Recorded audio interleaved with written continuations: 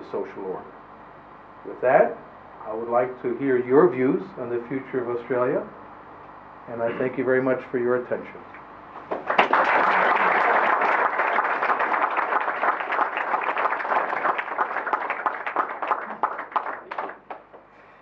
Thank you very much, Tom. I have the privilege and the honour of delivering the vote of thanks, and he's made my job very easy by delivering what has been a very entertaining and engaging speech this evening. Thank you again, Tom. Thank you very much. I particularly enjoyed your tales of how we go about setting up the rule of law in countries where such an idea is completely alien. And we have a bit of time now for some questions for Tom. And I thought I'd kick off the questions by asking whether or not you think there are some lessons for countries like Australia and the United States, where we have had the rule of law for some time now. Are there lessons to be learnt from countries where we are now starting to see these things being set up? And I ask this particularly in the context of a situation where I think the US and to some extent Australia too is in, where respect for the rule of law doesn't seem to be as strong as it once was. If you take things for granted, it's easy to lose them. And I do fear that in certainly the United States, where I spend a third of the year, that people have forgotten why Constitution is important. And this is something that has infected both the political right and the political left. I don't think it's just a Democrat problem, that we have a Democratic president today. We saw it also under George Bush and the Republicans, a willingness to dispense with constitutional limitations when they were inconvenient. He is reputed to have stated, and it's almost certain that the source of this was Andrew Card, his chief of staff, who reported this to the national media, that when Justice Department lawyers said about the Guantanamo base, you can't do that, that's illegal and unconstitutional. He's reputed to have stated, but on very good authority, why do you keep waving the Constitution at me? It's just a piece of paper. And that mentality, when it's in the way, we can just dispense with it, is really horrifying to me. And we see it now again with this administration as well. Why worry about well-established principles of the rule of law? When General Motors was bankrupt, you know what happened in that case? They were nationalized. And they were nationalized illegally. General Motors was a badly managed company that forgot they made cars. They thought they were a finance company. And people didn't buy their cars because they weren't very good. If you could imagine a 2-for-1 SUV sale, sport utility vehicle, that's essentially what they were trying to offer. No one would buy it. They should have gone through Chapter 11 bankruptcy, which means the shareholders lost all the value. Their value had fallen to zero of a General Motors share. You couldn't sell it. The bondholders would have had the right to take over the company and reorganize it, fire the managers who did such a bad job, reorganize the firm under new management, and move forward. That didn't happen. Instead, they compensated the shareholders. They said, it's an American company. How can you let, that has an American name, General Motors. How can you let them go broke? So they compensated the shareholders, erased the rights of the bondholders, which were well established under well-established bankruptcy law, and then cut a special deal with the labor unions, which included any non-union plant could be closed with a condition that workers at non-union plants could never be hired at another GM facility. This is malicious and pure payoff to the labor union for having supported the president. And almost no one said anything about this. This was a discarding of the law. They just tossed it to the side, said we're going to do it this new way for political reasons.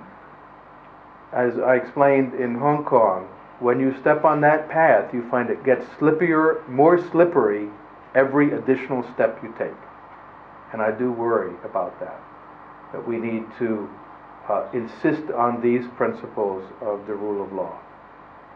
It sounds boring and old-fashioned to some people, but I think there are few things as inspiring as the rule of law. I saw a movie in Germany some years ago by a typical left-wing cretinous movie director, and he had an image. He mocked the rule of law. Perhaps. He had an elderly man, kind of doddering, and he was intended to be seen as foolish and old-fashioned. And he said, the Rechtsstaat, which means the law-governed state, the rule of law, is a great accomplishment. And you're supposed to laugh at all the bien pensant, left-wing German intellectuals, ha ha ha. But I thought about it and I thought, you know, that man lived through the most horrible experiences of the 20th century, when the rule of law was tossed out the window with National Socialism. This is the kind of person we should listen to. But he was mocked in this film. Oh, how boring to talk about the Rechtsstaat, the law-governed state, rule of law, as we say in English. But when I meditated on that, I thought, you know, there are few things as beautiful as the rule of law. It should be a goal, an image that should inspire us, all of us, to live equally under the same law. That did inspire previous generations of people. I think it should inspire us again. And if we lose that and slide into things being made on political grounds or favoritism and cronyism, all these other principles, you can lose your identity and you can turn into Argentina.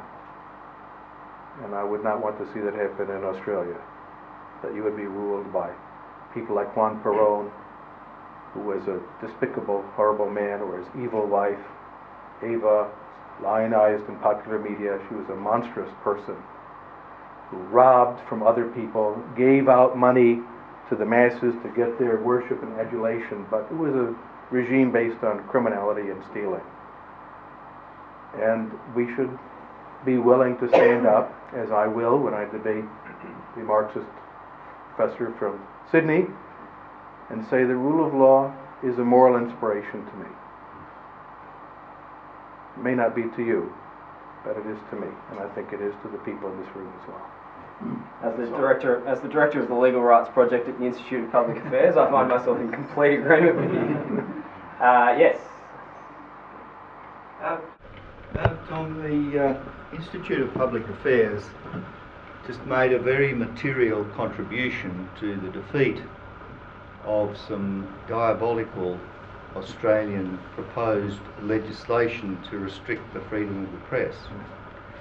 In the United Kingdom, the opposition to the restriction of the freedom of the press has failed, and we see a regime introduced which is the beginning of the slippery slope which you've referred to. Would you comment on the comparison between the two, insofar as you're aware of the Australian position, and what it means in what is regarded as the motherland of freedom?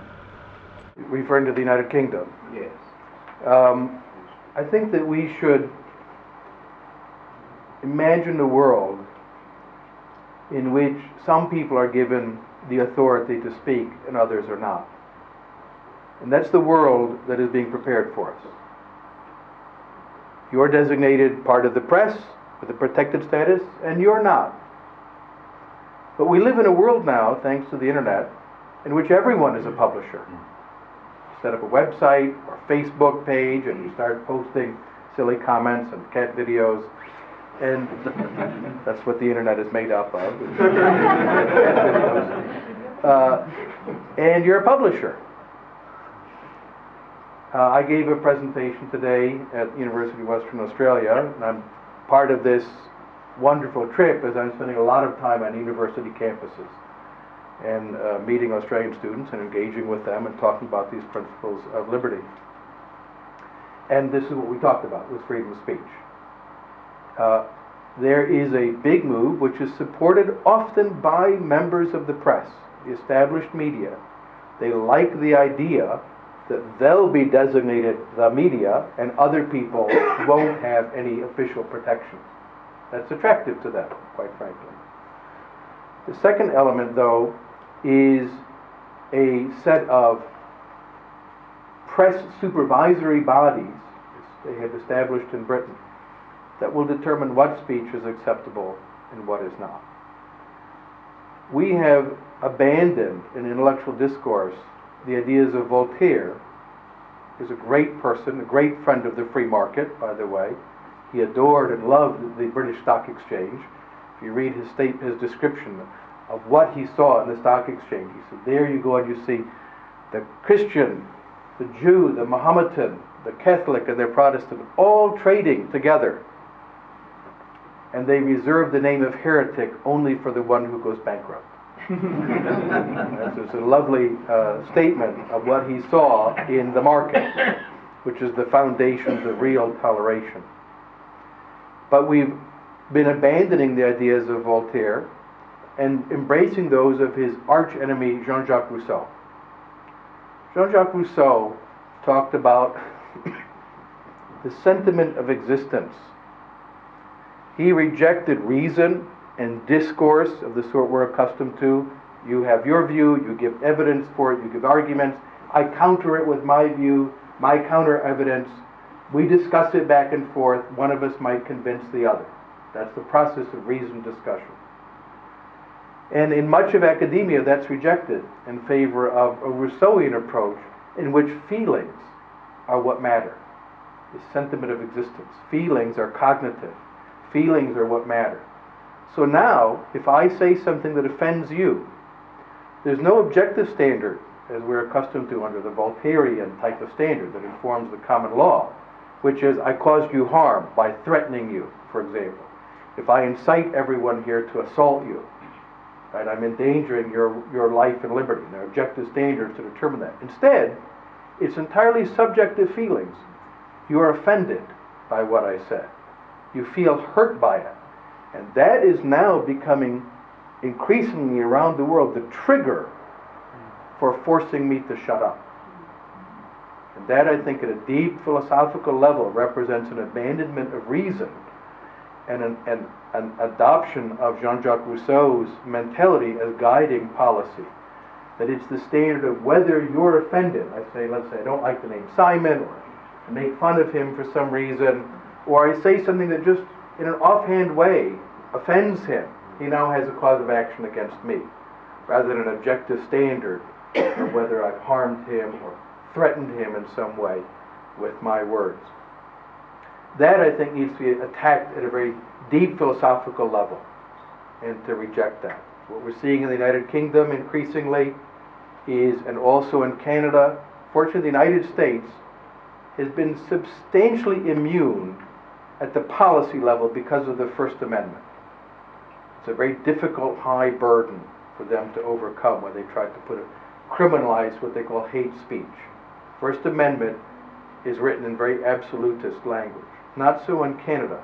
And people have been legally punished and fined for having said things that some other person may have found objectionable.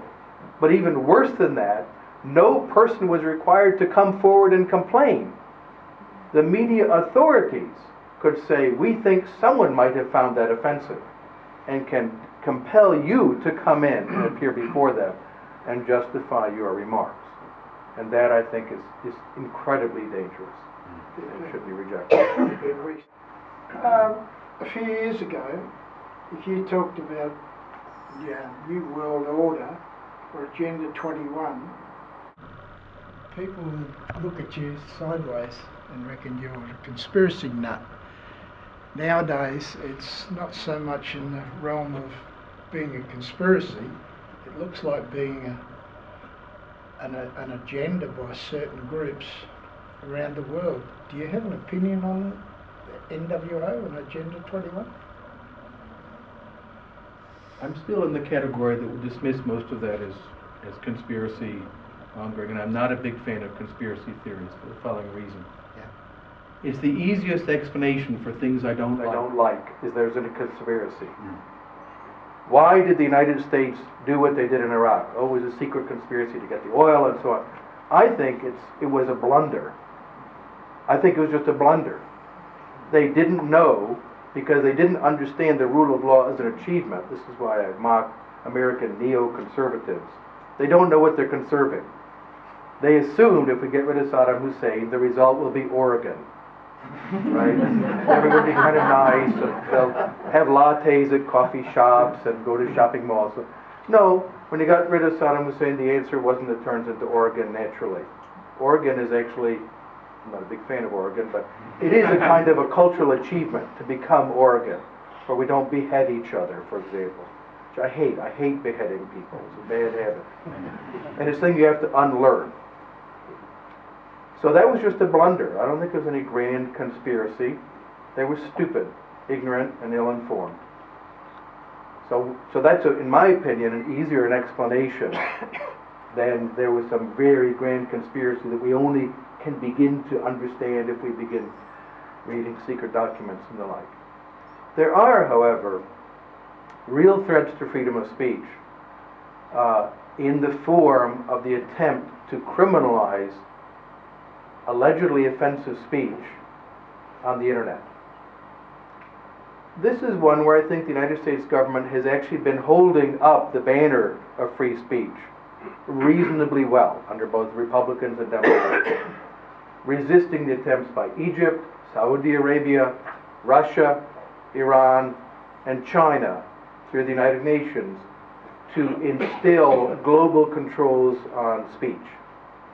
Because what they argue is, and here's where moral relativism comes into play, how dare you impose your values of individual rights on us? That's explicitly what they say. How dare you believe we shouldn't be executing people for being homosexual or for not embracing the state religion or whatever it might happen to be. So China, Russia, Iran, Saudi Arabia, Egypt, and a few other states, Sudan, other advanced outposts of civilization, have been promoting this principle that we should tear down internet freedom and impose their values on us. And they do it by saying, no, no, you're imposing your values on us. By speaking freely, you're offending us. We're just defending our cultures against your imposition of your values. We need to fight back against that very, very robustly and reject it. And I suspect the Australian government has been on the right side in international bodies on this question. I don't know for sure, but I have a strong suspicion that the Australian government has been standing. We've had a recent example in the last sitting of Parliament where attempts to restrict freedom of speech were really made. And it got knocked on the head, I think, by one vote. In the Congress. Oh, no, well, I mean, it's collapsed. It collapsed. collapsed. because they couldn't get the numbers of the Couldn't get independents. the numbers up. But they tried. Joseph, we'll just take one more question. Tom, two books that I've read on the United States, because probably unlike the Cato people, I'm not an isolationist. Because we're buggered without you, quite frankly. It's like 42. I haven't forgotten 42, even though I was born after. Is Paul Kengor's book, Dupes, on essentially how the American left liberals, Roosevelt and all that. Paul Holland's book? Paul Kengor, K-E-N-G-O-R. I don't know. Yeah, just how the left liberals, of which you have a hell of a lot, were duped by communism and that sort of thing. Now, very crucial in that book is Davis Marshall, who was out in Hawaii, who's more or less, well, some people think he's actually the father of Obama, but he's sort of an ideological godfather anyway. And then Stanley Kurtz's book, Radical in Chief. Again, a very detailed study of Obama. I mean, Obama is simply out of a communist educated tradition. I'm not saying he's a commo. Socialist. Well, More of a socialist, yeah, right? more than a socialist. Now, this guy gets to the most powerful bloody job in America. It's utterly amazing. Until you remember Australia.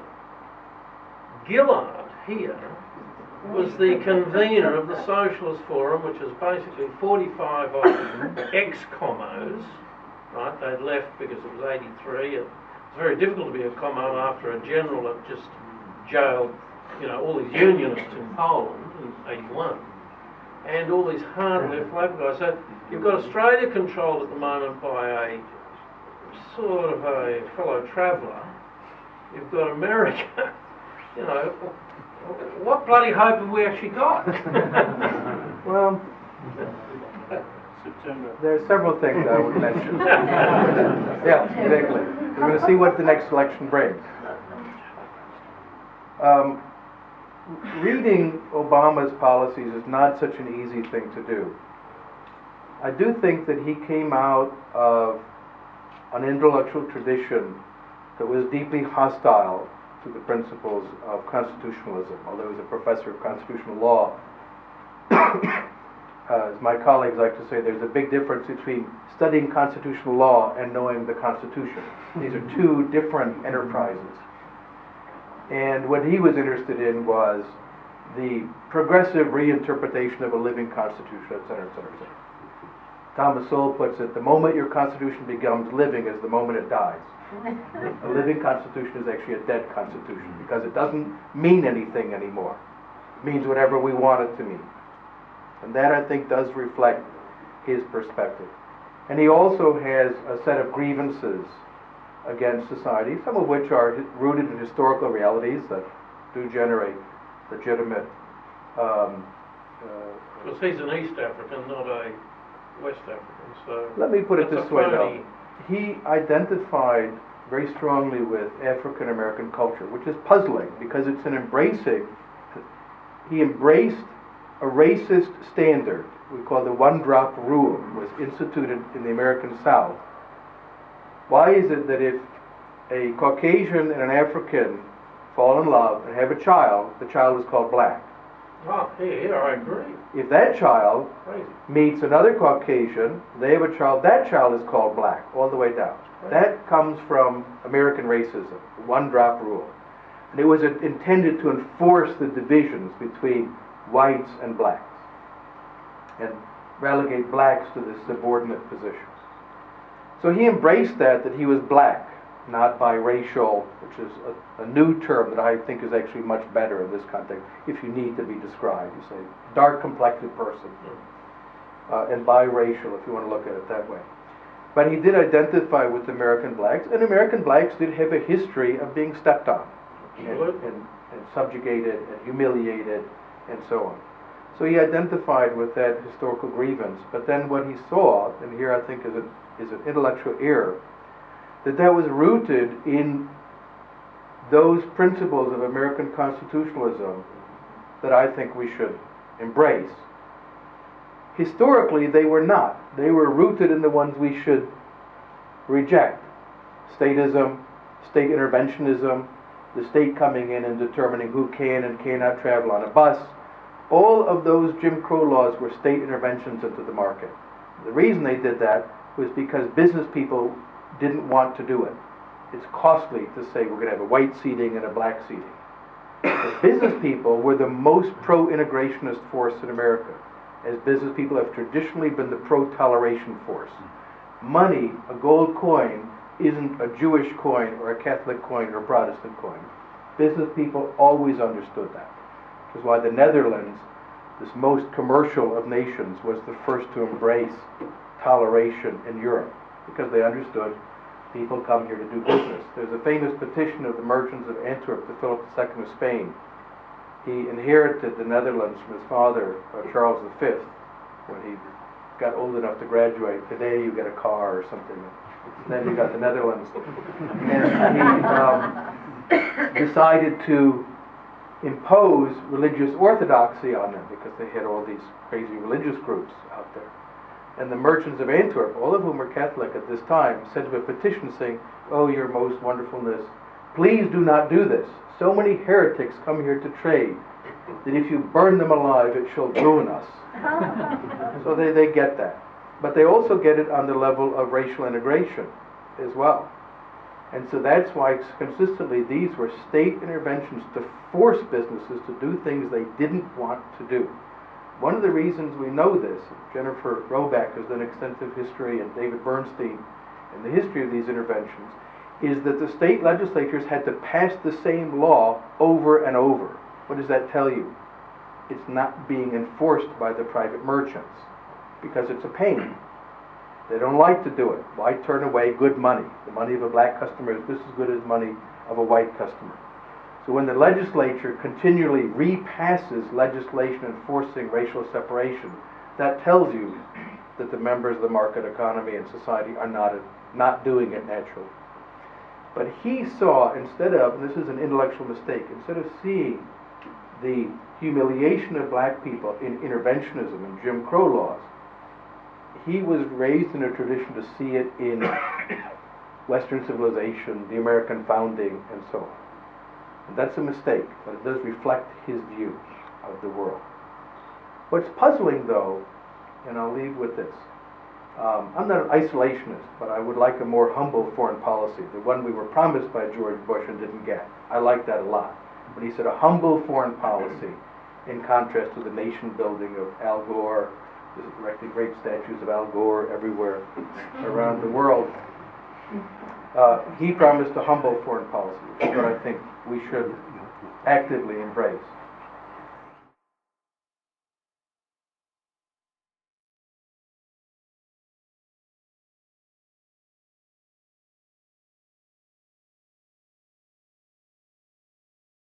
Painful. And it's really authentically, they should be ashamed of themselves. Our current president, this is a historical record, I think it's worth noting, has killed more innocent bystanders with drone strikes than all other Nobel Peace Prize winners combined. An astonishing achievement. He, of course, received the Nobel Peace Prize as he was sending 40,000 more troops to Afghanistan, a moment in history that was noteworthy. The only Nobel Peace Prize winner who was sending troops into the field as he gave his acceptance speech. And there has been no criticism from the left. We now have military bases in Africa. We are establishing in Niger an air base. We're sending drones all over North Africa. We have AFRICOM, which is a giant military command staff dedicated to Africa. I don't get it. I don't see these as being part of the defense effort of the United States to be concerned about intervening in Mali and so on. But there has been not a peep of criticism from the organized left in the United States. Utter, total silence. And last note, if you want to see something disturbing, go to YouTube and type these words. Joe Klein, K-L-E-I-N, psychopath. He's a very prominent Obama Democrat, debating on television a moderate Republican named Joe Scarborough, a TV talk show chat guy. Scarborough says, I'm worried about this drone policy. Aren't we creating a lot of enemies by doing this? Every time you blow up a family, they get angry at you. Shouldn't we be concerned about this policy? It's just exploded. It's growing so dramatically. Drones everywhere. Klein says, no, it's absolutely great. We need to support it. He then says two things that shocked me. And this is the attitude of the American left today. He said, number one, of course there are potential problems of abuse when the wrong people are in power. Yeah. Oh, how interesting. The right people are in power, so therefore there is no potential for abuse. That's their view. The second thing he said, as Joe Scarborough said about a 4-year-old girl who'd been killed in a drone strike. Her family lived next door, and the bomb blew her up. He said, doesn't that bother you? And Joe Klein said, the question is, whose 4-year-old gets killed, theirs or ours? And when I heard that, I thought, I don't think I've heard anything quite so evil uttered in public, that he actually thinks that killing their 4-year-olds will somehow protect our 4-year-olds. It's just one of the most shocking things I've ever heard someone, a public figure, utter. But that is the state of the Democratic Party today. It's quite disturbing to me. But again, I thank you for your attention and thank you for the warm welcome to Perth.